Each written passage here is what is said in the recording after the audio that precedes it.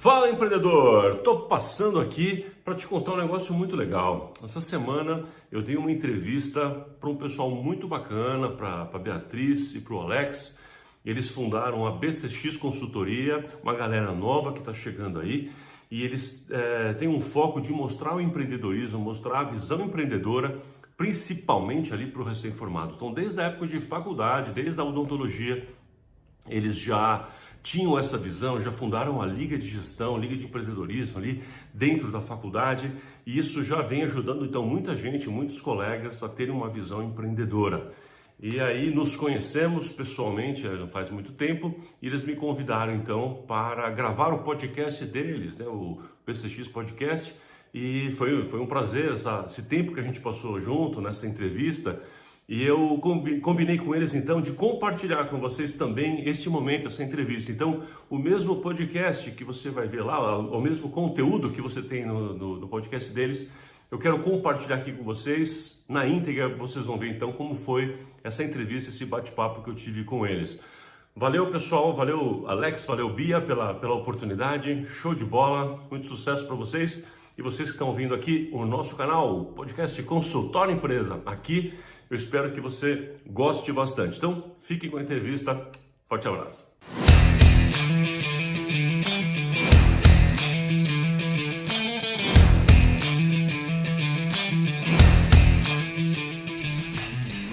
Fala, empreendedor! Estamos começando aqui mais um episódio do podcast Consultório Empresa, com reflexões, provocações e insights de gestão e marketing para profissionais de saúde.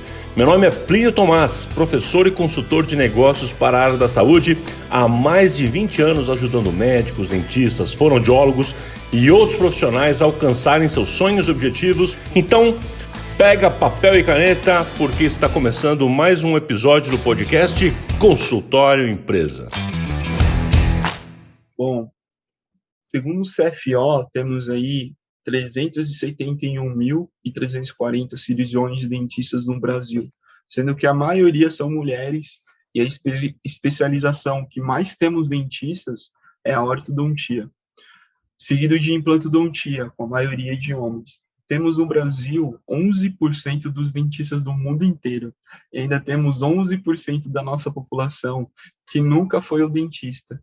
Esses são os números aí do mercado gigante da odontologia brasileira, e ainda passamos por desafios que são bem primários, né? Então, hoje, a gente vai falar com o expert no assunto de mercado. Ele é dentista, é gestor, é consultor, é professor, o Dr. Plínio Tomás. É isso mesmo, Alex. Bom, deixa eu apresentar esse grande expert, o Plínio Tomás. Ele é cirurgião dentista, ele tem MBA em inovação e empreendedorismo, ele tem especialização em marketing, especialidade, né, em saúde pública. Ele fez a macroeconomia na Columbia University nos Estados Unidos. Ele tem cursos na área de gestão de relacionamento do cliente na Harvard Business School. Ele é consultor sênior e CEO do Grupo Tomás Gestão. Ele é coordenador também do MBA em Gestão de Clínicas e autor de 7 livros. Bom, Plínio, com esse vasto currículo e com a baita admiração que nós temos por você, nós gostaríamos muito de agradecer o nosso convite e bem-vindo ao BCX Cast. É um grande prazer estar com vocês aqui, Beatriz, Alex. Desde que vocês me fizeram o convite, para mim é sempre um prazer, né? Quanto mais a gente pode falar, né, com colegas a respeito desses assuntos de empreendedorismo que eu já falo há tantos anos, né? Quanto mais outras pessoas podem ser despertadas para isso de uma forma boa, saudável, melhor. Então eu que agradeço o convite e a introdução tão carinhosa. Bom, eu já quero começar com uma pergunta complexa aqui, professor, sobre o panorama aí hoje da nossa odontologia, principalmente esse fator que somos um dos países que mais tem dentista no mundo.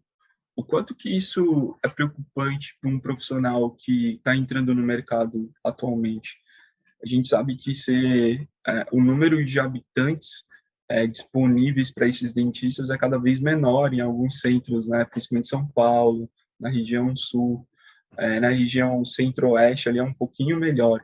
Mas o quanto que como você observa esses dentistas entrando no mercado, cada vez um número maior, e a nossa população aí precisando também de odontologia? Pergunta complexa, né? Mas vamos lá. Quando eu lancei o meu primeiro livro, O Marcha para Dentistas, né, na primeira edição lá em 99, eu até fazia um comentário lá no livro que a gente tinha um dentista para cada 1.100, estou arredondando aqui, 1.100 e poucos habitantes, e que esse número ainda era muito maior do que, ou seja, a gente tinha uma proporção maior, pior, né, no sentido de proporção do que a gente deveria, já que o panorama colocado pela OMS, Organização Mundial de Saúde, seria 1 para 1.500 aproximadamente, né? Seria 1 para 1.450, mais ou menos. Então, isso já mostra que a gente já teria um pouco mais do que deveria e com vários outros problemas juntos, que na época, 22% da população sem nunca ter ido ao dentista, então tinha um problema de acesso muito grande, então era um grande caos que eu já comentava. Acontece que agora, né? Isso foi em 91. Agora, mais de 20 anos depois, o cenário, né, só piorou, né, em vários aspectos, né? Então, você até mencionou que 11% das pessoas ainda não têm acesso ao dentista, não foram ao dentista, pelo menos, né? Esse número até, para ser bem preciso, se a gente considerar a população de 6 anos ou mais, ele está em 9%. Então, ele deu uma leve melhoradinha, né? Nossa proporção com relação ao mundo, você falou em 11%, eu fui até atualizar esses dias, e era isso mesmo, eu fui atualizar, pegando esses números, alguns países têm dificuldade em informar o número preciso, mas a gente é aproximadamente quase 14% dos dentistas do mundo já, né? Então a gente disparou esses números, a gente foi disparando, de tal maneira que a nossa proporção, que era 1 para 1.100, agora é 1 para 583, para ser exato. Eu peguei a população exata do país agora, que a gente tem, conforme o IBGE, peguei o número exato, mesmíssimo número que você falou aqui na abertura de dentistas, é só dividir um para o outro, a gente vai ter 1 para 583. Se a gente levar em consideração a quantidade da população que é abaixo da linha da pobreza, ou aquelas pessoas que não, classe E para baixo, vamos dizer assim, não que tenha a classe F, mas só para a gente entender, essa população que não compra serviços odontológicos, né, ou pelo menos com muita raridade o faz, a gente ainda vai tirar mais pessoas desse grupo ainda, vai ficar pior ainda. O pior são as capitais, se você mencionou bem, Alex, aqui, que é o seguinte, as capitais hoje no Brasil, elas, claro que isso varia, né, mas elas estão girando em torno de 1 para 350, 380, o que é um negócio assustador, né? Você pega Curitiba, Brasília, São Paulo,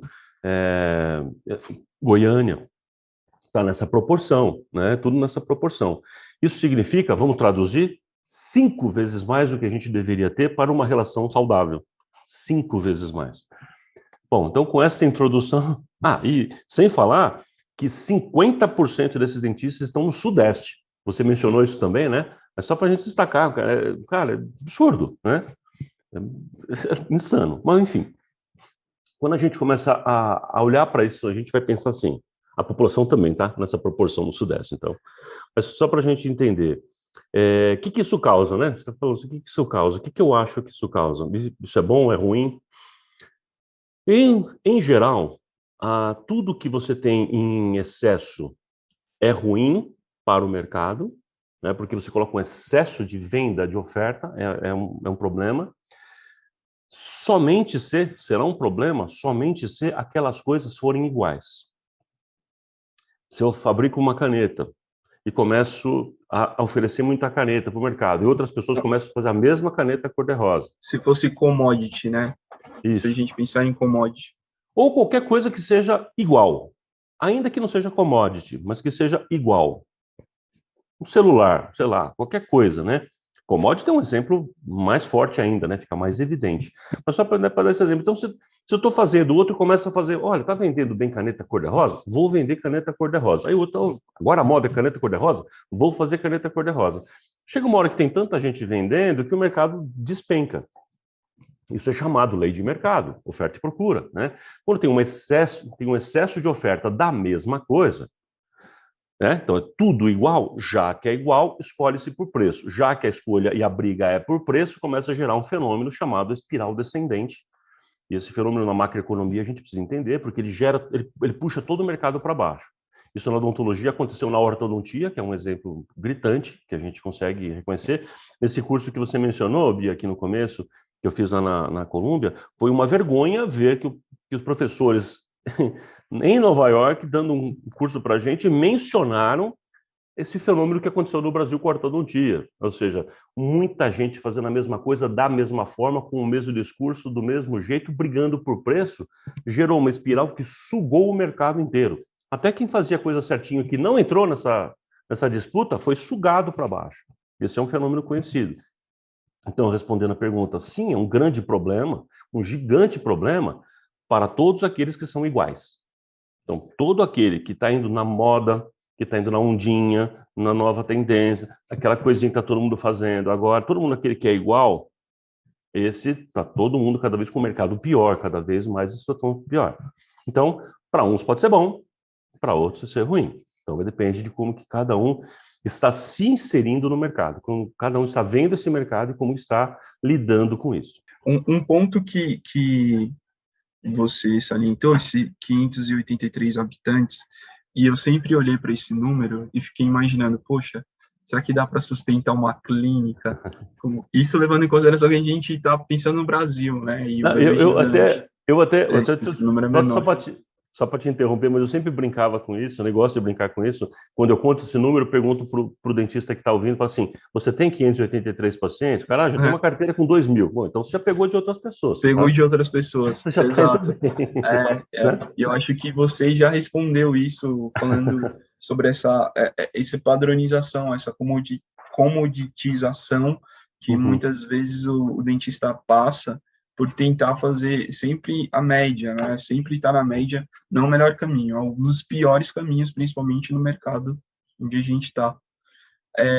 Levando isso em consideração também, eu queria saber sobre os convênios, né? Como você observa o futuro desse modelo de negócio, levando em consideração que a gente tem poucos habitantes disponíveis para dentistas no nosso mercado, e a gente tem uma oferta que democratiza um pouco mais, ou busca democratizar um pouco mais para uma parte particular, mas tenta democratizar um pouco mais o acesso. Como você observa isso para o lado do dentista, né? Não tanto para o lado do paciente, para o lado do mercado mesmo, a sustentação da odontologia no mercado. Primeiro, show, cara, excelente pergunta, viu? Primeira coisa, acho que a gente precisa conversar sério com a classe, não demonizar o convênio. O convênio, na minha visão, não é causador de nada.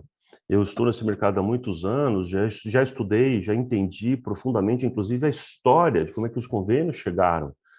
E eu, se me permite, eu quero contar um pouquinho dessa história, só para contextualizar para as pessoas entenderem, né, para os colegas entenderem um pouco, de uma forma resumida. Mas ocorre que, mais ou menos ali nos anos 60, o que acontecia é que os dentistas no Brasil se colocaram numa imagem muito elitista, que mantém essa imagem, a população mantém essa imagem até hoje, que dentista é super caro. Hoje em dia é muito mais uma memória de que o dentista é super caro, e isso passa, né, de geração para geração, essa mentalidade, né, essa visão que a gente tem, do que um fato hoje. Mas, enfim, naquele momento, o dentista, então, ele se colocou numa posição ali de mais elite. Fazer orto, por exemplo, né, que a gente até já comentou aqui, era, tipo, 2 salários mínimos por mês, era coisas em dólar, né? E eu usei aparelho aos 14 anos de idade ali, o que me fez querer fazer odontologia, e eu lembro o esforço, cara, a dificuldade que foi para os meus pais para poder fazer ter aparelho e tal, assim, não era aquela coisa facinho que faz ali, não. Então, bom, naquele momento em que a odontologia era assim, existia uma quantidade da população gigantesca sem acesso. E os dentistas, por estarem numa posição boa, e a gente consegue entender, não vamos condenar tanto assim nossos colegas do passado, mas eles não se interessavam tanto, ou pelo menos não em volume suficiente, para dar atendimento para a população mais pobre. Então, ou a gente tinha até algumas clínicas populares muito ruins, mas a gente tinha um grupo aqui que atendia a, digamos assim, vamos chamar de elite, tá? E um grupo que atendia uma classe muito ruim. O serviço público era de baixa qualidade e as clínicas populares eram péssimas, né? Péssimas. Acho que vocês conhecem essa parte da história, né? Vocês são bem novos, mas eu acho que já viram o quanto clínica popular consegue ser bem ruim quando ela quer ser bem ruim, né? Enfim, e era nesse nível dali para baixo naquela época. Então tinha uma fração da população gigante, que era a maioria da população brasileira, absolutamente desassistida. E que sofria com isso. Então, visualiza isso para o lado da população, ter vontade de ter acesso a uma odontologia que ele via, que existia, mas não conseguia porque era caríssimo, e a popular, cara, dava nojo. Assim, não era legal. Uma oportunidade aí, né? Todo empreendedor vê que nasce uma oportunidade. Pois é, mas ao invés dos dentistas enxergarem a oportunidade, não enxergaram. Quem enxergou? Empresas, mas não para lucro. Então, como funcionou? As agremiações, associações, os grupos, as associações de funcionários de empresas, agremiações, começaram a criar credenciamento próprio. Né? Eu ainda cheguei a pegar parte dessa fase no meu consultório eu abri em 91, eu ainda cheguei a pegar parte dessa etapa onde as empresas faziam muito credenciamento próprio, as agremiações, associação, RH, fazer credenciamento próprio. E isso foi crescendo e foi virando caixas de assistência. Isso então, quer dizer, professor, tipo, eu sou dono da Ford, aí eu entro e eu falo com você, quero que todos os meus funcionários passem com você, o nascimento é por aí, né? É exatamente isso que aconteceu, inclusive a Ford foi uma delas, Volkswagen, Correios, então todas as empresas começaram a fazer planos próprios para ajudar os seus funcionários. Então, os seus funcionários passaram a ter benefício. Então, você estando empregado em algum lugar, tinha isso. Isso espalhou. Então, virou a hegemonia. A maior parte da população brasileira, então, nos anos 60, 70, começaram a ter a cobertura, principalmente nos anos 70, através disso. Aí, então, no finalzinho de 60, nasce esse negócio, 70 cresce, 80 explode, e aí toda a população, então, a maioria tinha esses planos que hoje nós conhecemos por autogestão, né? Esses planos onde as empresas fazem para si próprio, né? Os planos fazem para si próprio. Aí veio a questão. Aí, Alex, aí você tem razão. Empresários viram oportunidade, ou pelo menos alguns dentistas com visão empresarial. Falaram, bom, se Correio, Ford, sei lá quem, tá fazendo isso para os seus funcionários, por que a gente não pode fazer para outras empresas que são menores? Que não tem 5 mil funcionários, 10, 12, 20 mil funcionários, será que a gente não consegue fazer para uma outra população que ela possa comprar, ou a empresa vai comprar para alguns grupos? E começaram a nascer as primeiras empresas assim, né? Nesta leva das grandes e boas empresas que trabalharam, a gente teve a Socil, que foi muito forte, a gente teve a Odontoprev, que depois ela passou por vários outros caminhos, e não que elas sejam as primeiras, foram várias, e essas estiveram ali nas primeiras, né? E aí começou várias dessas fazer isso com um objetivo particular. Então, por que eu estou contando essa historinha? Só para dizer que o nascimento dos convênios veio de uma necessidade da população. Aí, quando nascem esses convênios, essas autogestões, elas têm que pagar os dentistas. E esse valor era rateado. Então, por exemplo, como eu falei, eu participei de várias dessas como dentistas. As empresas chegavam para a gente e falavam assim, doutor Plínio, quanto o senhor quer para fazer o trabalho? Eu tenho uma tabela? Aí tinha uma tabela, falava, eu uso essa tabela aqui. O que o senhor pode fazer para a gente? Eles perguntavam. Eu posso dar 10%, 20%? Vamos negociar? 20% tá bom? Tá. E o senhor parcela e faz desconto em folha? Faço. Era assim. Entendeu? Aí, quando chega as empresas que começam a ter fins lucrativos, então ela vai receber um montante e vai ter que pagar. Aí a conta tem que fechar. Para ela, sozinha. Aí ela começa a propor uma tabela, aí inverte. Aí começa a ter uma tabela proposta. Aí, vem assim, se eu estou no consultório, cobro 100, dei 20% de desconto porque eu falei que eu podia, achei que eu podia. Vamos supor que eu sou um dentista ali da época e falei que 80 eu posso. Chega essas empresas e começa a oferecer 70, 60, 50, né? Aí, dentistas não fazem conta, né? Aí o pessoal fala, legal, bacana, e começa a vir, né? Só que aí um dia, aquela tabela que foi 60, depois vem para 50, depois vai para 40, vai para 30. E aí, por quê, Bia e Alex? Por causa da nossa primeira resposta, no anterior. Porque começa a ter excesso.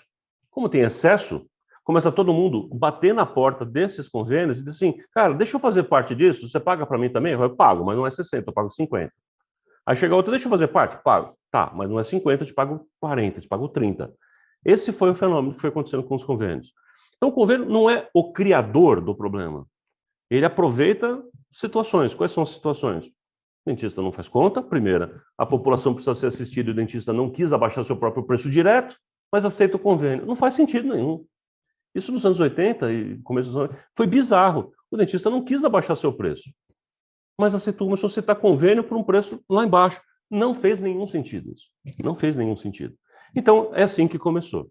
E para concluir isso aqui, eu sei que eu estou me alongando um pouco nessa resposta, mas para a gente pensar um pouco, né? A gente tem hoje, estamos chegando em 29 milhões, quase 30 milhões de brasileiros têm plano odontológico. Agora, 2022, nós estamos chegando em 30 milhões. Não bateu 30 milhões, estamos chegando em 30 milhões.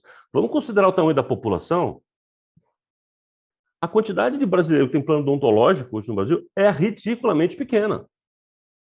Isso prova que, apesar de tudo, os convênios continuam não sendo culpados de nada. Eles não são os culpados do mercado. Eles continuam ocupando o seu espaço para esse excesso de pessoas que são iguais e que não sabem fazer outra coisa sem ser e continuar sendo igual e copiar o coleguinha, entra na disputa por preço, não sabe ter paciente, apela para o convênio, depois reclama. Esse é o cenário. Então as pessoas se colocam dentro de um cenário, eu acho que voluntariamente, cara, assim, por não entender.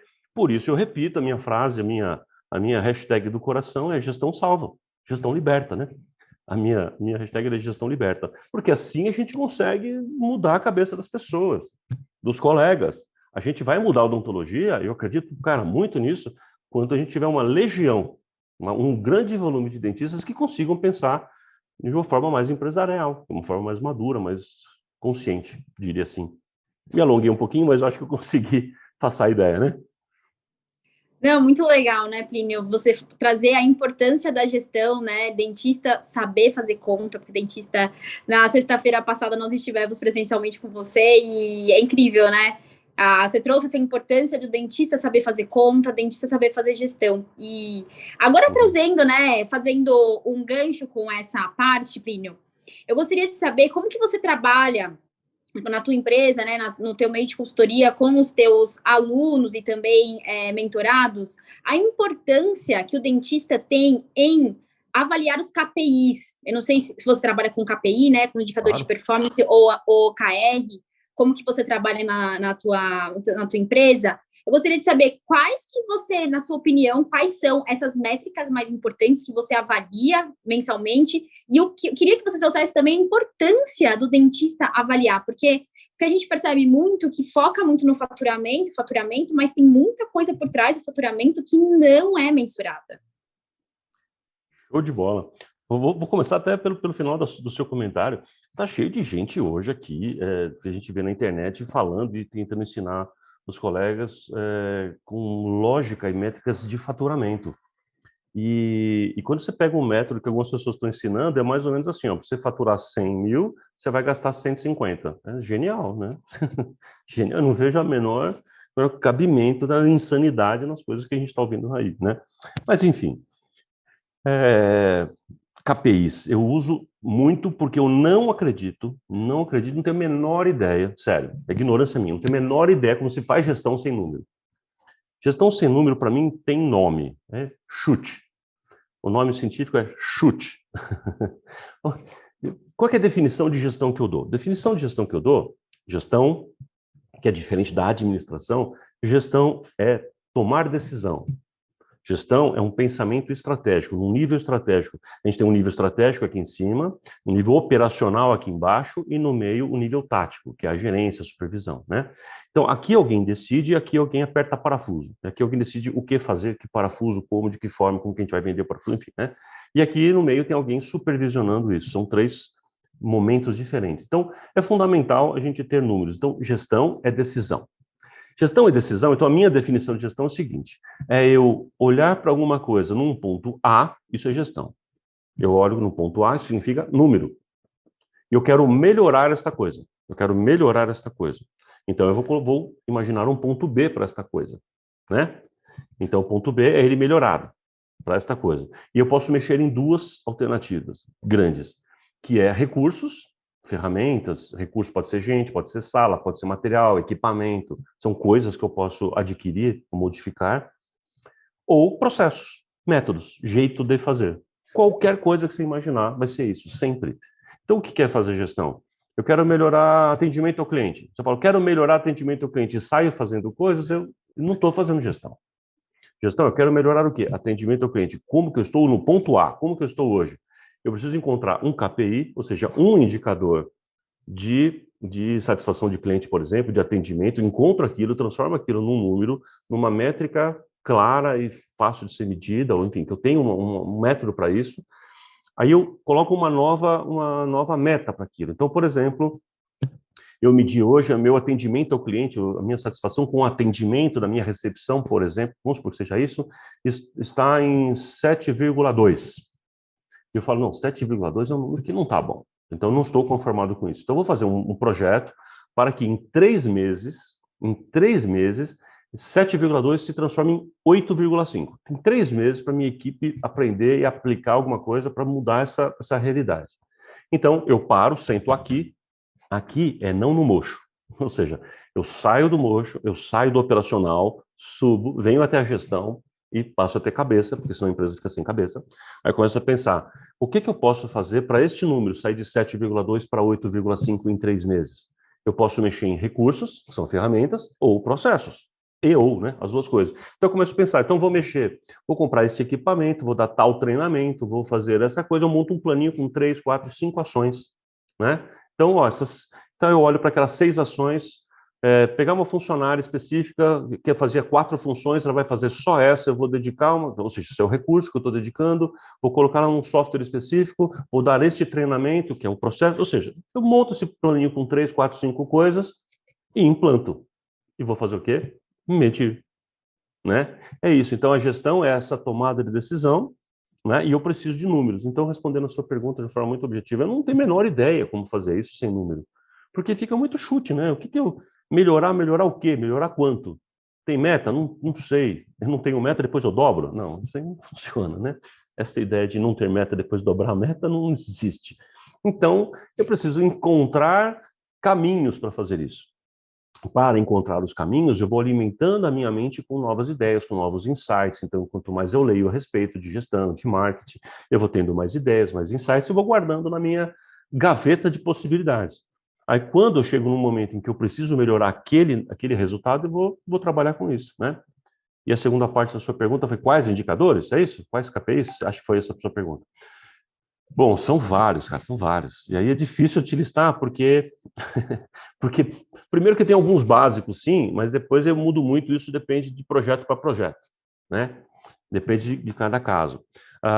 Mas, por exemplo, faturamento é fundamental saber, não dá para não saber. Faturamento em regime de caixa, ou seja, quanto de fato entrou. Porque quando eu pergunto para as pessoas faturamento, ela mistura o que entrou com o que vai entrar, né? Hoje eu vendi 10 mil mais aquilo, então foram, né? Faz a conta tudo junto. Não, mas entrou 10 mil? Não, vai entrar. Então não é caixa. É faturamento, sim, mas não é caixa. Então, assim, faturamento em regime de caixa é o que de fato entrou. Por exemplo, então esse é um. Vendas, que é o faturamento em si, é outro. Lucratividade, para mim, um dos mais importantes.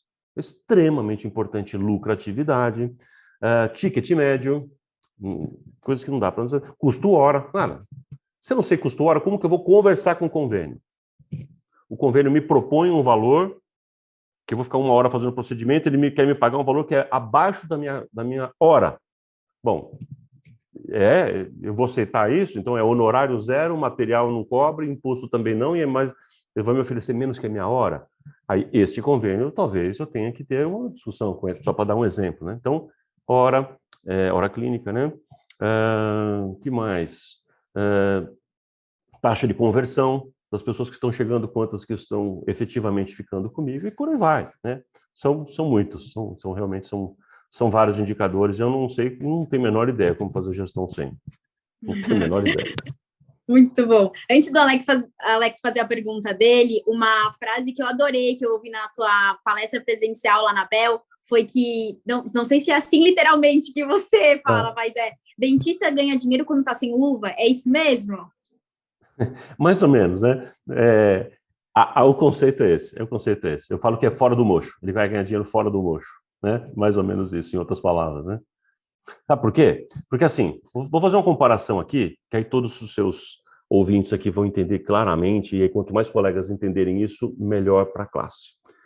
Lembra que eu falei agora daquela piramidezinha que aqui em cima está gestão, que é estratégia, que é decisão, aqui embaixo está operacional, no meio é o tático, né? Então, se eu sou somente operacional, sou o apertador de parafuso, passo o dia inteiro apertando parafuso, em alguns casos colocando parafuso, né? Os implantodontistas. Uma brincadeira aqui. Mas enfim, se eu sou o apertador de parafuso o dia inteiro, a pergunta é, quem está tomando decisão? De verdade, não tem ninguém tomando decisão estratégica e pensando de fato no negócio se eu estou o dia inteiro apertando parafuso. Eu preciso ter tempo para o meu consultório empresa, para o meu negócio ser pensado como empresa e tratado como merece. É uma empresa. Aquela história que eu sempre brinco, né, que ser pizzaiolo é diferente de ser dono da pizzaria. Um bom cozinheiro não necessariamente vai ser um bom dono de restaurante. O chefe Jacan faliu 3 restaurantes já. Então, não basta ser bom. Uma coisa é uma coisa, outra coisa é outra coisa. Dentista também. Eu ser um brilhante dentista não me torna bom dono de consultório. Não me torna. Lá nos anos 70, como tinha escassez de profissional, eu podia ser até meia boca que ia dar certo. Hoje não, mudou completamente essa realidade. Ou eu aprendo a brincar de ser uma empresa de direito, então eu vou ter problema. Então, voltando. Eu preciso ter tempo de me dedicar para a gestão, ou seja, para tomar decisão, para isso. E a pergunta óbvia numa empresa, pensa numa empresa, qualquer uma, pode ser de grande porte, de médio, qualquer uma. Quem ganha mais dinheiro? Quem é melhor assalariado? Quem ganha mais dinheiro? É quem fica tomando decisões ou quem fica apertando parafuso? É simples a pergunta. Não há exceção. Não há exceção. Quem aperta parafuso sempre no planeta vai receber ou por hora ou por produção. Ou por parafuso apertado, né? Ou por hora. Tempo, plantão, qualquer... É sempre por hora. Isso é por hora. Então é por tempo ou vai ser por parafuso apertado. E como é que ganha o cara, o diretorzão, o cara que está pensando?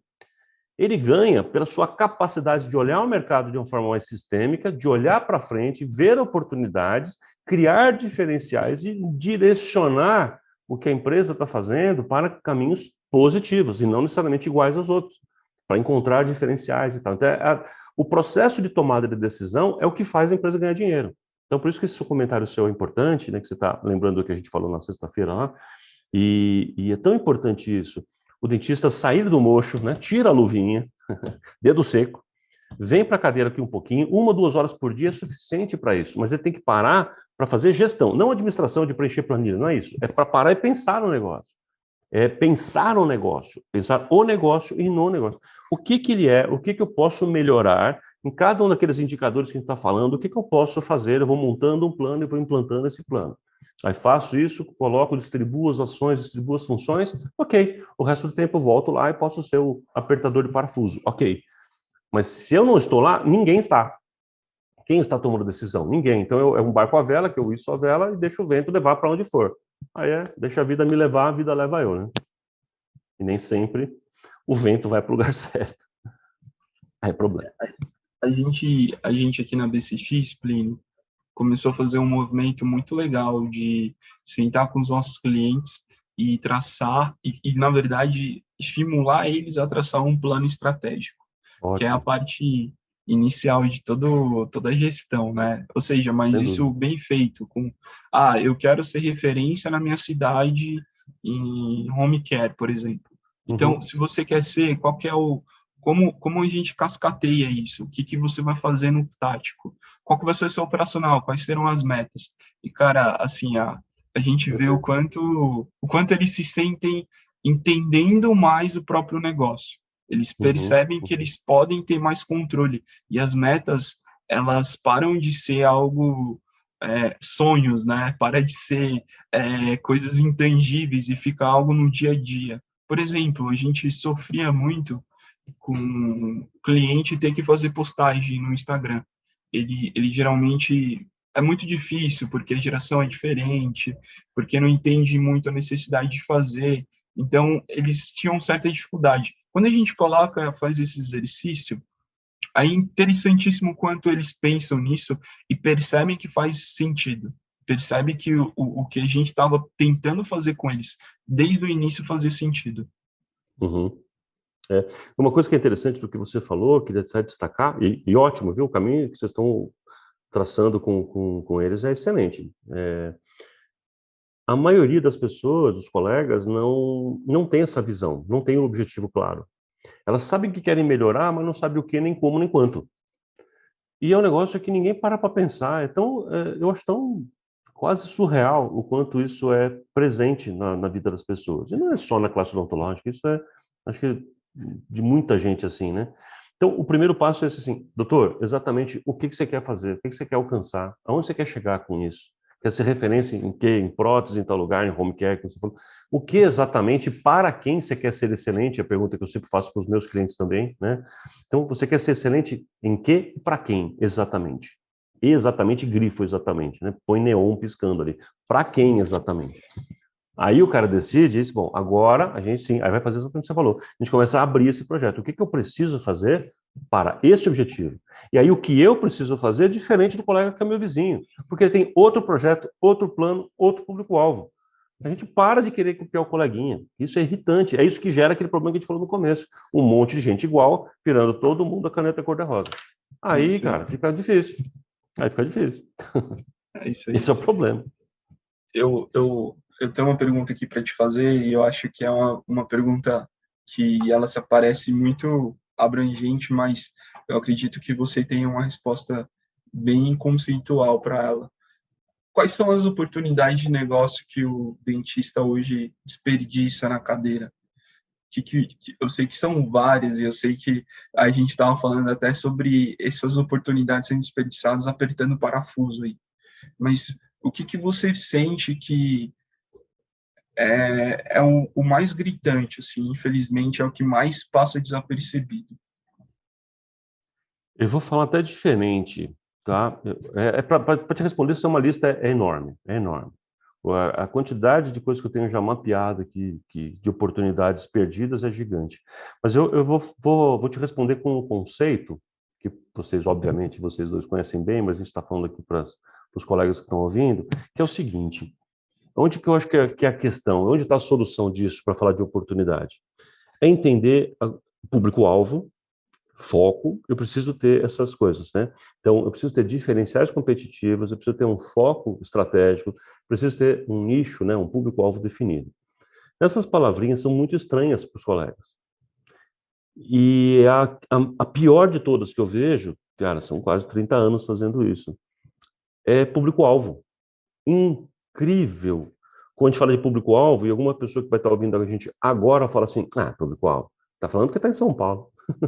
Cara, eu atendo o Brasil inteiro, eu atendo 8 países aqui da América Latina, né, vizinhos. E assim, cidade micro, cidade com 20 mil habitantes, eu tenho cliente de cidade de 20 mil habitantes, tenho cidade em São Paulo. Então, assim, para com isso, tá? Então, fica a dica que você está ouvindo a gente, para com isso.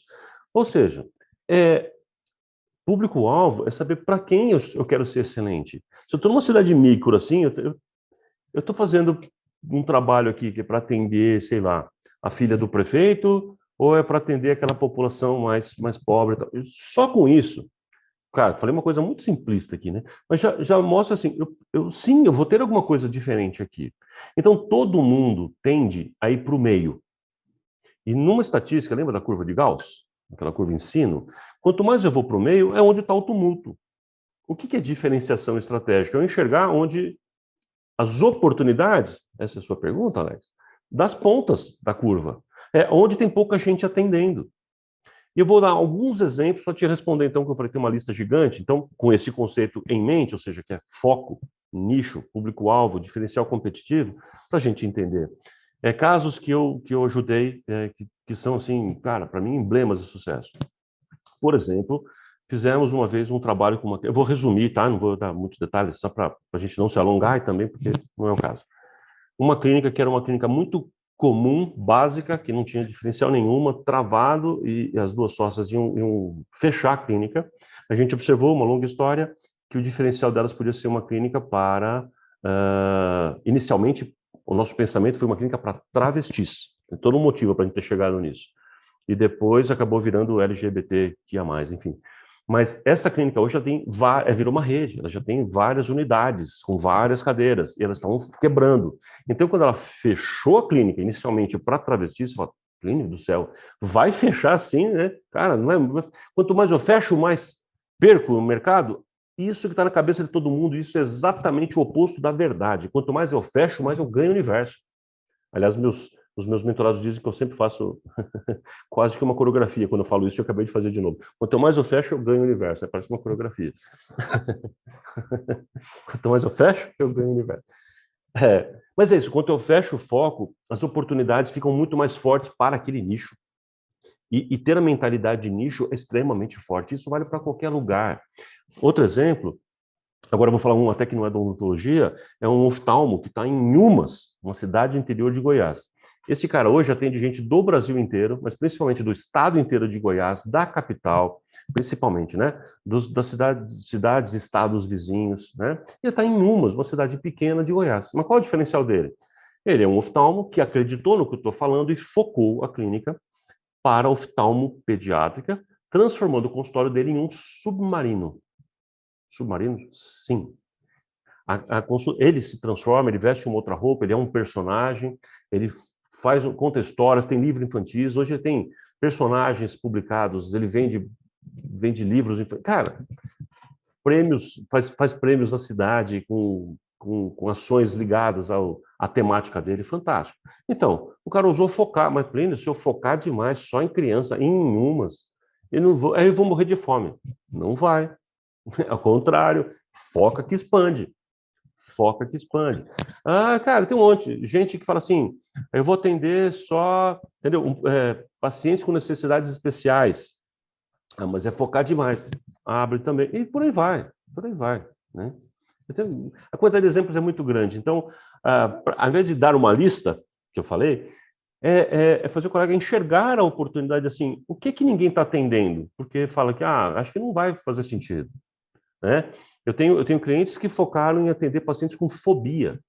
Uma dessas pessoas está numa cidade pequena, cidade micro. Ele atende pessoas que pegam um avião e vão até ele, porque ele atende com hipnose, com né, hipnoterapia, com acupuntura, enfim, tem um monte de parafernálias, tanto as químicas sedação, quanto... né? Sedação. Então, ele tem tudo isso, se especializou, ele e a equipe, para atender pacientes com fobias e traumas profundos. Ele me conta até casos que ele já teve que fazer sessão de terapia com uma pessoa que teve ataque de pânico fora, na porta da clínica. Ele foi atender a pessoa lá, porque ela caiu no chão, em pranto, teve ataque de pânico lá. Enfim, então, essas pessoas sabem que ele é o único cara que vai conseguir resolver um problema deste nível de problema. Então, o cara se especializa em pessoas com problema. Fala, mas a minha cidadezinha é minúscula, a cidade dele tem 40 mil habitantes. Só para você ter uma ideia. As pessoas vão do Brasil. Ele tem pacientes da Colômbia, do Chile. Olha só. Foca que o mundo se expande, entendeu? Que o seu universo se expande. Mas as pessoas têm medo. As pessoas têm dificuldade de falar público-alvo. Não, mas na minha cidade não dá, no meu bairro não existe, na minha especialidade não existe. Então tá, enquanto tiver essa crença, não dá pra gente conversar, né? Aí não vai encontrar oportunidade nenhuma mesmo. É isso mesmo, é isso mesmo. E Plínio, pegando esse gancho, né, de focar para expandir, que você também pontuou bastante dos dentistas conhecerem o público-alvo. Eu quero entrar um pouquinho na parte do marketing, saber um pouquinho da sua opinião. A gente está vivendo um boom, né, do marketing digital, todo mundo indo e querendo anunciar no Google, rede social, enfim, e cada vez mais o preço do lead tá cada vez mais alto. Eu acho que tá, não sei se são esses números corretos, me corrija se eu estiver errada, Plínio. Acho que tá R$60 agora o lead para ele chegar à clínica, ou tá mais até? Depende da especialidade, depende do momento, né? Mas às vezes sim. Por exemplo, você quer pegar implante em momentos que tá todo mundo falando, quer falar de alinhadores, sim, ele tá super caro. Super caro, né? Eu queria saber a sua opinião, Plínio, e como que você trabalha com seus mentorados, essa parte do endomarketing. Porque a gente vê muito, né? O dentista querendo, não, vamos anunciar. No entanto, ele não tem também uma secretária preparada para receber esse lead, acaba que o investimento é em vão, às vezes se investe uma bolada, coisa de 2 mil, 3 mil, não tem conversão. No entanto, se ele focasse no endomarketing, algumas ações estratégicas para os pacientes que estão em tratamento, para reativar paciente inativo, seria muito mais barato e investiria menos energia. Bom, tem tanta coisa para falar disso que você acabou de comentar, né? A primeira questão é que o marketing vai muito além de fazer anúncios e propagandas, e vai muito além disso, né? O marketing é você se inserir num mercado em movimento. Essa é a origem do marketing, né? Marketing é você se inserir em um mercado, entender como que ele funciona, e aí o meu mercado em São Paulo é diferente do mercado em Ribeirão Preto, que é diferente do mercado em Recife, completamente diferente do mercado em Xanxerê e por aí vai, né? Por isso, eu não tenho como copiar as estratégias. Então, a gente já começa por aí. Segundo, cada um tem objetivos diferentes, como o Alex falou, visões diferentes, objetivos, né? Macros diferentes, público-alvos diferentes, diferenciais, então não faria nenhum sentido copiar. Mas, o que a gente está vendo? Você começou dizendo assim, a gente está vendo um boom no marketing digital. Então, sabe o que está acontecendo? De novo, pela milionésima vez na nossa classe, todo mundo faz a mesma coisa. Um dia, lá no passado, nossos coleguinhas falaram assim, gente, o consultório não está legal. O que está dando dinheiro? Orto. O que aconteceu? E o Alex começou com esses números. Todo mundo foi fazer especialização de orto. Todo mundo. Assim, virou um negócio louco. Aí fez a espiral descendente que eu falei, destruiu o mercado da horta, foi horroroso. Aí, quando a gente, né, destrói o mercado, começa a fazer, e agora que está no dinheiro? Implante, vai todo mundo fazer implante e começa, porque implante, agora essa é a mina de ouro, vai estar ali e tal. Aí, o que veio depois? Aí vem as facetas, aí começa a faceta, aí começa a bichectomia. Esse mercado foi rápido, morreu rápido. Aí depois veio agora a ROF, né? Então todo mundo vai seguindo uma ondinha de que é isso que tem que fazer. E nada contra nenhuma delas, né? Eu sou muito... Cara, eu amo ortodontia, acho o implante lindo pra caramba. Então não é contra a especialidade, é contra a mentalidade do coleguinha que acha que é isso que tá todo mundo fazendo que vai dar certo. E aí a gente entra no que você falou, do marketing digital, porque as pessoas começaram a dizer que, olha, e aliás, literalmente, eu tenho trechos gravados, eu coleciono, acho que um dia eu vou fazer um documentário disso, assim, das atrocidades. Um monte de gente ensinando que se você, dentista, médicos também falam isso, se você ainda não tem, se você não está fazendo Instagram, não está fazendo Google, se você não tá, então você é um por fora. Cara, eu te dou uma lista de hoje, aqui, agora, 2022, te dou uma lista de pelo menos uns 40, agora, tá? Estou acumulado. Uns 30, 40 clientes e alunos meus que nesse momento estão fazendo zero marketing digital. Zero. E lotando o consultório. Mas como assim? Cara, porque, por exemplo, no meu curso Magnética e na mentoria, eu apresento para as pessoas entre 30 e 40 estratégias diferentes, mídias diferentes, oportunidades, tanto online quanto offline. Mas por alguma razão mística, as pessoas agora só acham que tem Instagram. E não existe vida fora do Instagram.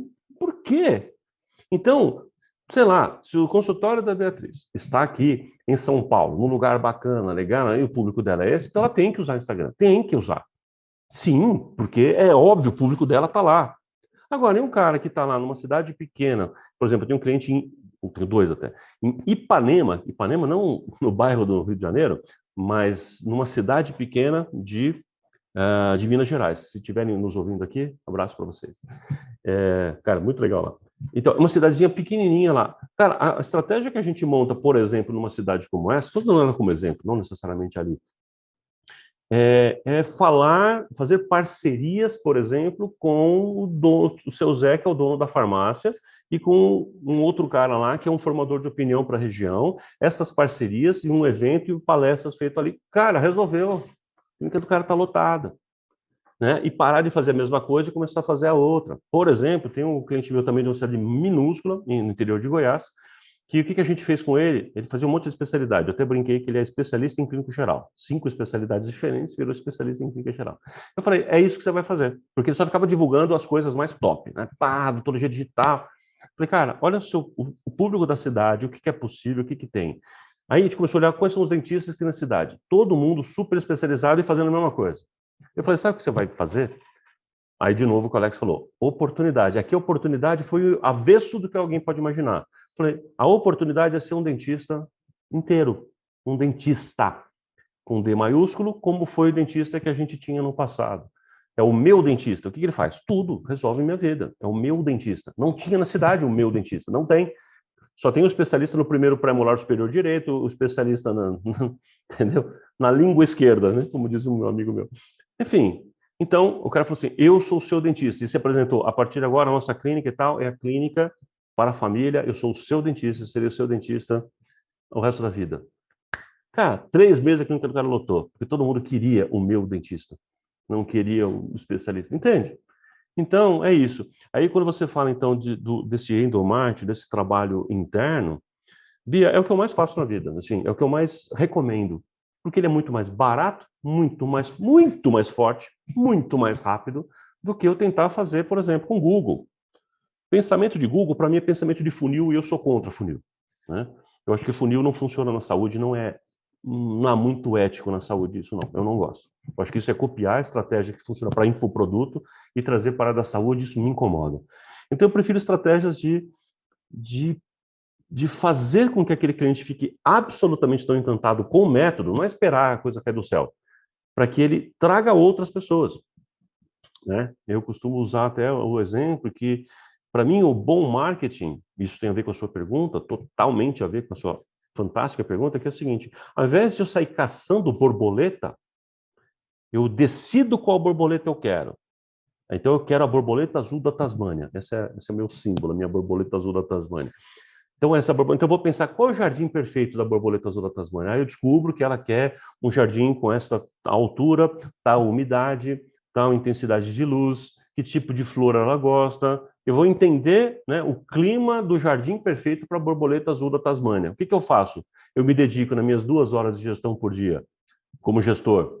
Eu me dedico profundamente a construir o jardim e contar para a borboleta azul da Tasmânia. Não é para as outras, a borboleta não me interessa, eu não quero mariposa, não tô afim, vai embora, sai daqui, vai pro vizinho. Então eu começo a falar com a minha borboleta que eu existo com esse jardim, só mostro o jardim, não preciso fazer mais nada. Isso atrai, por isso que eu não capto o cliente, eu atraio o cliente. Então ele começa a vir. Ele vem e viu que é aquilo mesmo, e eu me dedico a encantar essa pessoa, e falo, uau!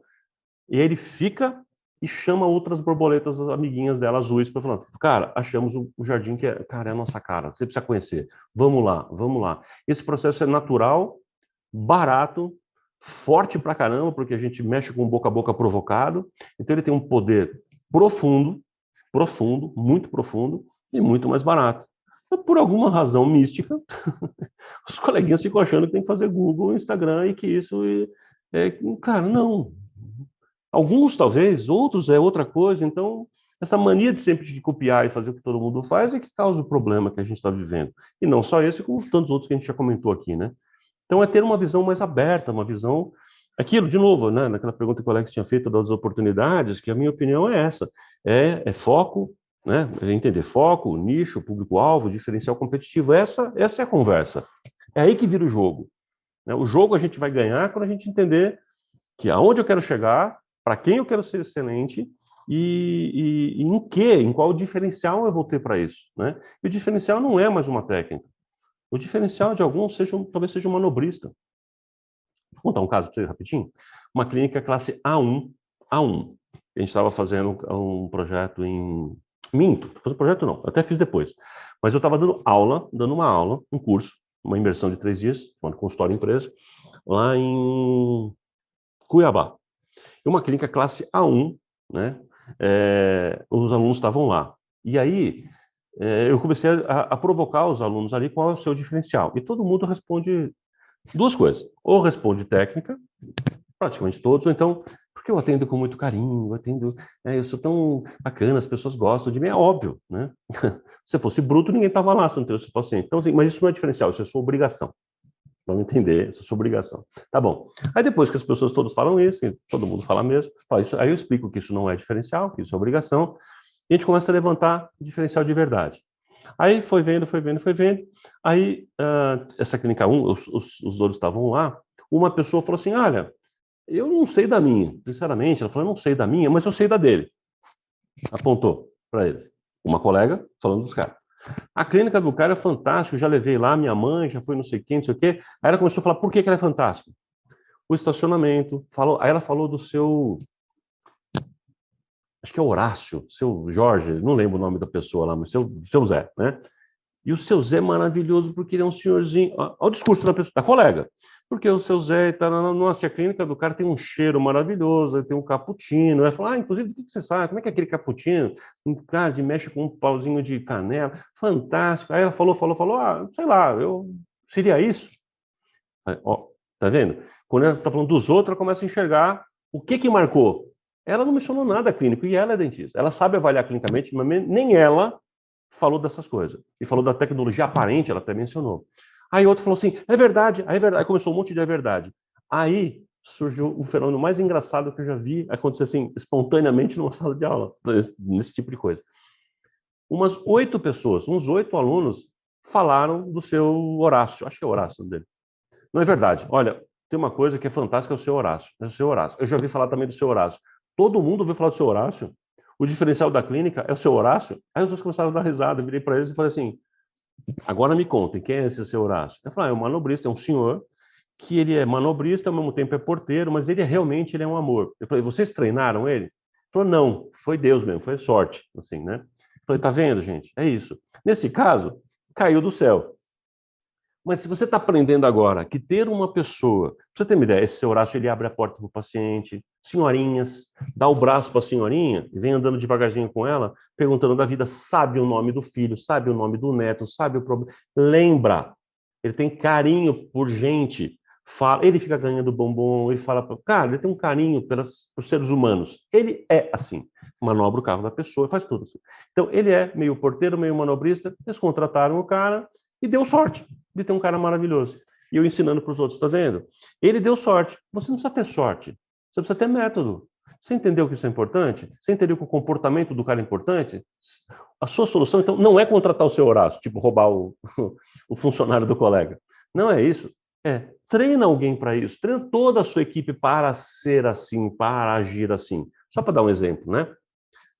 Então, diferenciais são estas coisas, são elementos que são muito mais ligado à experiência que o cliente vai ter, rapidez de atendimento, por exemplo, precisão de coisas, por aí vai, né? Como que é feito o diagnóstico. Estas coisas, ou o próprio público-alvo já é diferencial. Aquela clínica que eu mencionei, uma clínica de travestis, é um diferencial em si, né? Em si.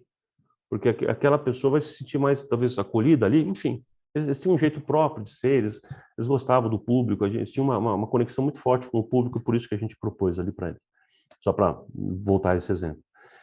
Então, é tudo isso, né? Entendeu? É esse conjunto de coisas que vai fazer a diferença. Então, eu defendo muito isso mesmo, que o trabalho de marketing seja feito assim, com as coisas internas, com pequenos elementos, com os diferenciais, são essas coisas que vão funcionar. Essas coisas são muito mais baratas, só que elas precisam de tempo para pensar. Enquanto você fica apertando o parafuso, você não tem tempo para pensar.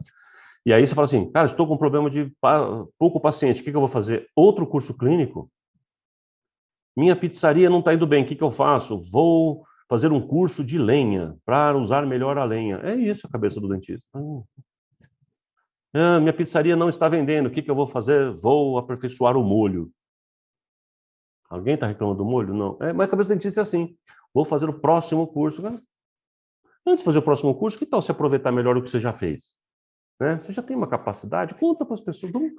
Cara, trabalha gente, né? Trabalha mais gente, mais ser humano, que a coisa vem muito mais fácil. Gente, é muito mais fácil, a gente aqui sabe disso, mas a gente está falando para os nossos ouvintes aqui, né? É muito mais fácil do que as pessoas imaginam. As pessoas acham que tem que ter uma super técnica mirabolante. Não tem nada. É gente.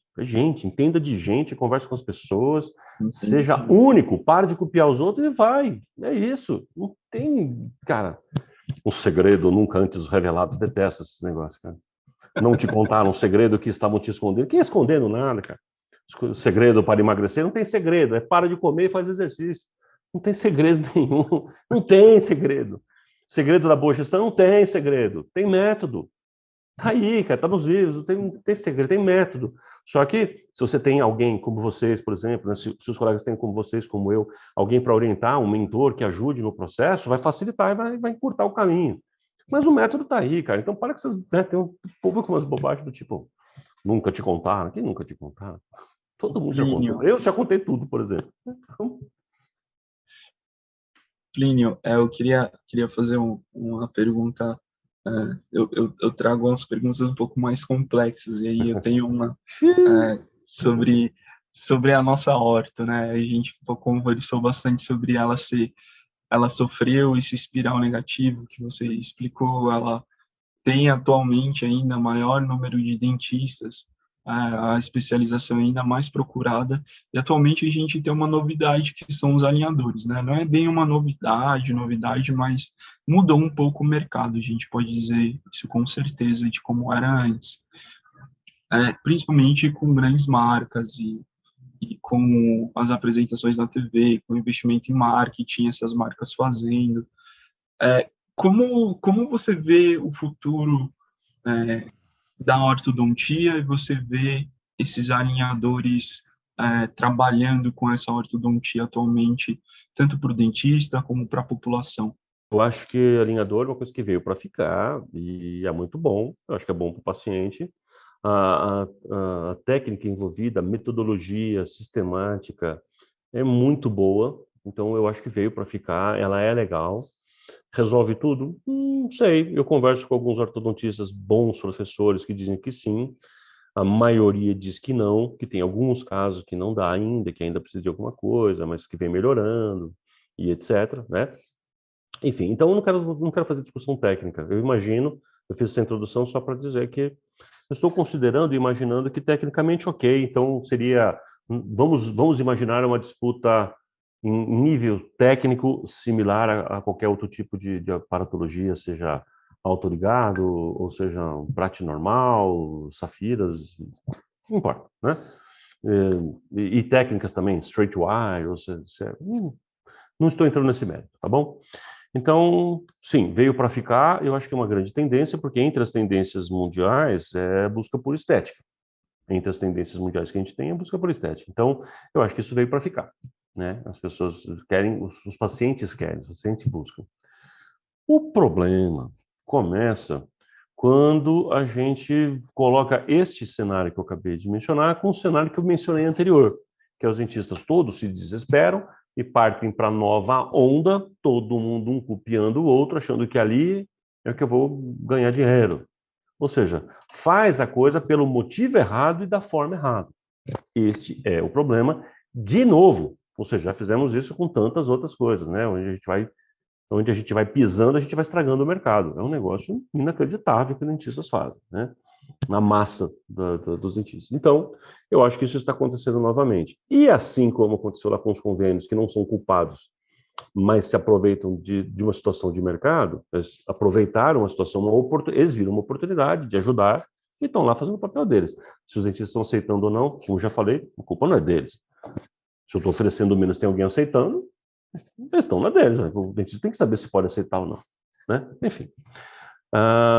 E a mesma coisa acontece aqui. Então, os alinhadores, eles começam a dizer para todo mundo que o alinhador é que você vai ganhar dinheiro com o alinhador, que você vai ficar rico com o alinhador, que isso... Então, esse discurso é que me irrita. Com qualquer coisa, né? Toda vez que eu vejo alguém... bala de prata, né? Não existe bala de prata, cara, exatamente, perfeito.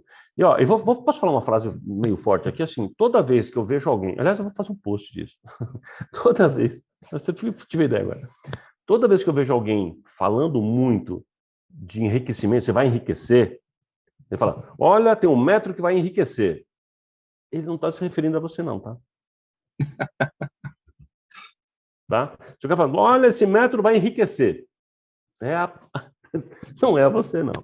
Mais ou menos isso, acho que a gente pode ter uma interpretaçãozinha. Bom, mas enfim. E aí fica tem um pouco desse discurso e tal. E quando essas empresas, essas marcas, principalmente as maiores, né, ela começa a ir para a mídia e começa a fazer um trabalho muito grande com o paciente, existe um risco muito grande, que também já aconteceu em outros países, de começar a fazer o bypass do dentista. Ou seja, não preciso mais do dentista. E este é um problema, né? Porque cada vez mais as pessoas vão acreditando na coisa e na tecnologia, né? Então, eu acho que está todo mundo conseguindo enxergar o que eu quero dizer.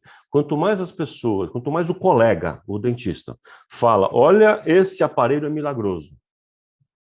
Esta tecnologia, uau, ela faz isso, olha o que a tecnologia faz com o seu dente, ela vai fazer um 3D e ela vai gerar esta placa, eu vou colocar, é maravilhoso. Então, o que eu sou?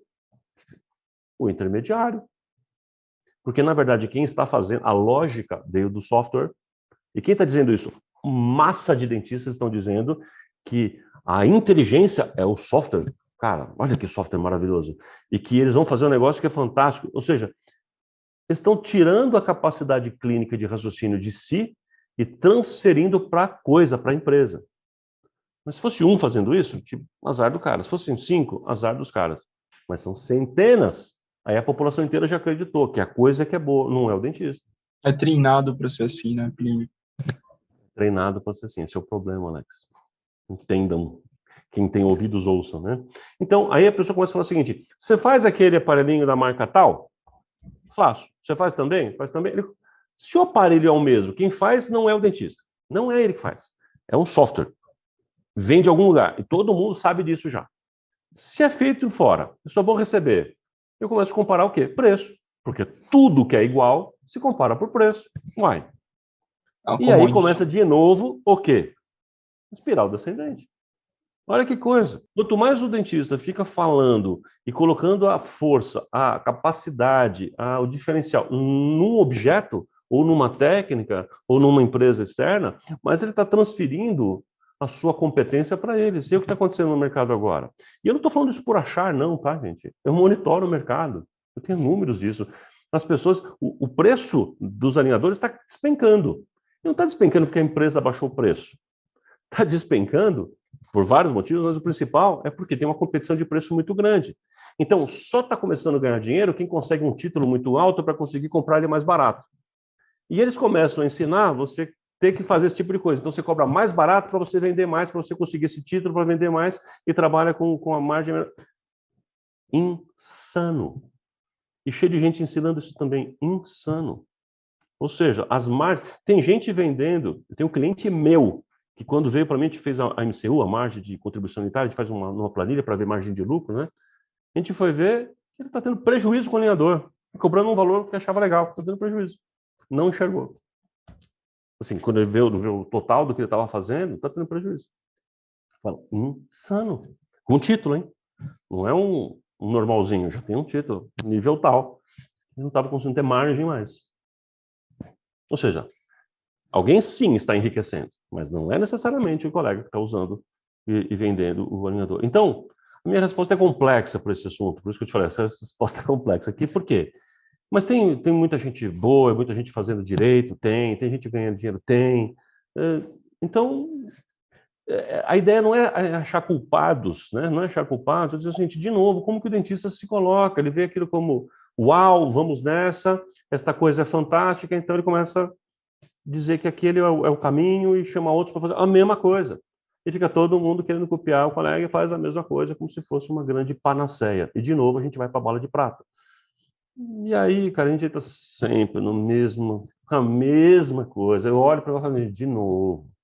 Eu sempre fico esperando assim, qual vai ser o próximo enredo? Porque, na verdade, o enredo é o mesmo. Né? Qual é o personagemzinho que vai estar aqui? É o mesmo enredo sempre. De novo. O que vai ser agora? Qual é a próxima modinha?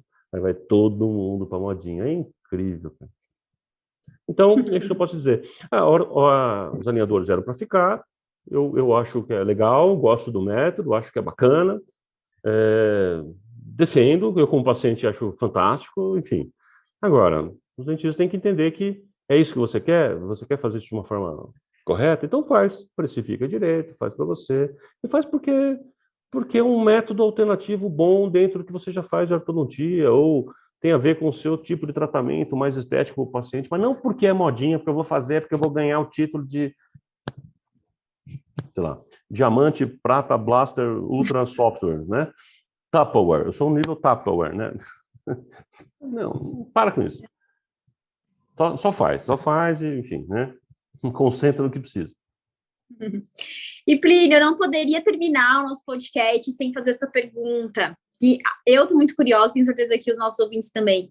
Qual que é a tua motivação diária para manter esse brilho no olhar, essa garra aí, com tantos anos de estrada, né? Com esse baita currículo que eu já te falei, né? Acho que umas 2, 3 vezes. Admirável. Me conta pra gente, qual que é a tua maior motivação hoje em dia? Obrigado pela pergunta e pelos comentários, em primeiro lugar. Difícil também, viu? Assim, o que me motiva eu vou fazer um comentário que pode parecer estranho ou engraçado. Para aquele dentista apaixonado pelo que faz, Quando ele pega um paciente com uma boca toda ruim, estragada, detonada, e ele consegue, com a sua capacidade clínica, transformar aquela boca numa coisa legal, que o paciente até se emociona com o resultado que ele vai encontrar depois, isso, no fundo, é para o dentista que é realmente apaixonado pela profissão, isso é o verdadeiro motivo dele sair de manhã para trabalhar. O dinheiro, tudo acaba sendo a consequência maior, mas o verdadeiro motivo do dentista que é apaixonado, claro que nem todo mundo precisa ser apaixonado pela profissão, deveria, mas nem todo mundo é. É isso, é fazer aquela transformação, isso deixa o cara tão orgulhoso. Quem é dentista, né? Eu já não clínico mais hoje em dia, mas assim, isso deixa a gente, né? Pá, cara, o que eu fiz? Olha que lindo, você quer mostrar para outro colega, você quer mostrar para todo mundo. Então, Bia, a minha paixão é salvar dentistas, salvar médicos e resgatar o brilho no olhar de outros, entendeu? Então eu vejo dentistas que falam assim, eu não estou conseguindo dar certo, que alguns se emocionam, até choram, falam, eu vou largar a profissão, alguns chegaram a largar por 1 ano ou 2, depois tentam voltar e aí me chamam. Então, conseguir pegar essas pessoas e dar de novo o brilho no olhar delas, alimenta o meu. E este universo nunca esteve tão grande. Eu imaginei, quando eu comecei a fazer esse trabalho, décadas atrás já, décadas entrega a idade, né? Mas enfim, eu imaginei que chegaria um momento que isso teria quase que vencido, né? Ou seja, todo mundo já estaria, ou uma grande maioria já teria acertado isso.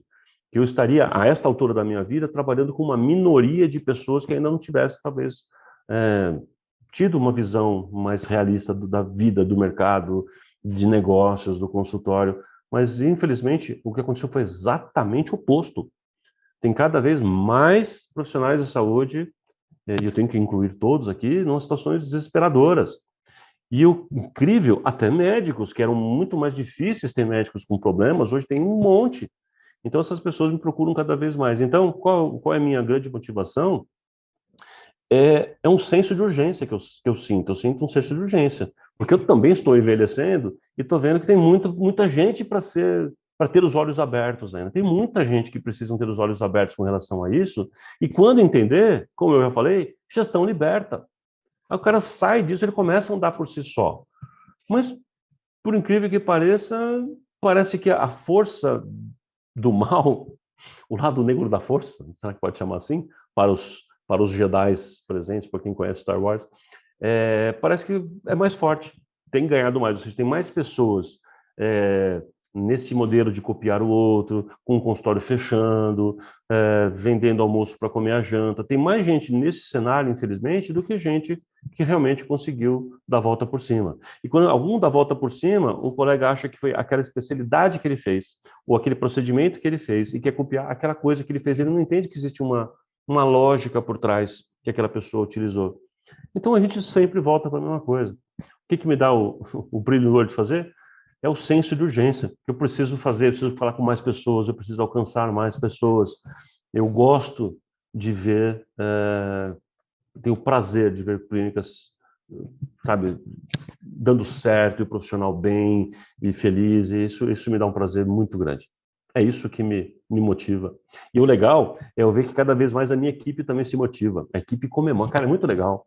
E isso eu acho que eu me orgulho muito de ver assim, quando eu vejo a minha equipe comemorando que um cliente nosso está dando certo. Eu falo, cara, eu estou acertando de alguma coisa, né? Porque se a equipe também está achando legal, é porque já contaminou, né? A gente está contagiado já com essa ideia de que esse é o nosso propósito, né? É isso, é formiguinha, trabalhos aqui, a gente vai indo desse nosso estilo e desse jeito há muito tempo aqui. É isso. Nossa, parabéns pelo seu propósito, por motivar tantas pessoas, como eu te disse, né?